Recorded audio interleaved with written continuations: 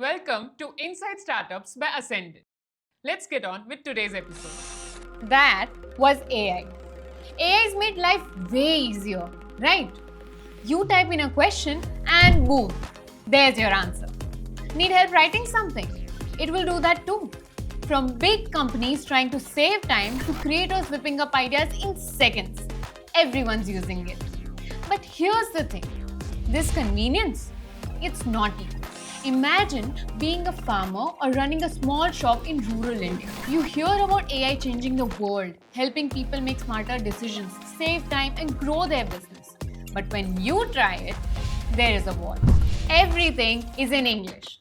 The tools don't understand how you speak. The moment you switch to your language, even just a phrase, the system breaks. And just like that, AI isn't built for you. Welcome to Inside Startups by Ascendance, where we uncover the boldest innovations shaping the future. Today we are diving into Sarvam AI and how it's making AI truly accessible in the languages India speaks.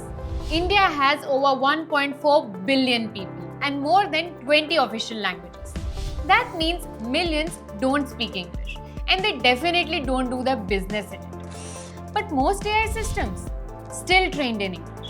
Even when they claim to support Indian languages, it's only surface level.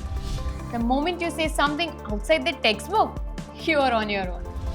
As a result, small business owners, farmers, and everyday users are left watching from the sidelines while AI transforms the world. That's the gap Sarvam AI is trying to bridge. And if they succeed, it could bring millions of Indians into the digital field. Founded in 2023 by AI researchers Dr. Pratyush Kumar and Dr. Vivek Raghavan, this Bengaluru-based startup is on a mission to make AI speak the languages India lives in.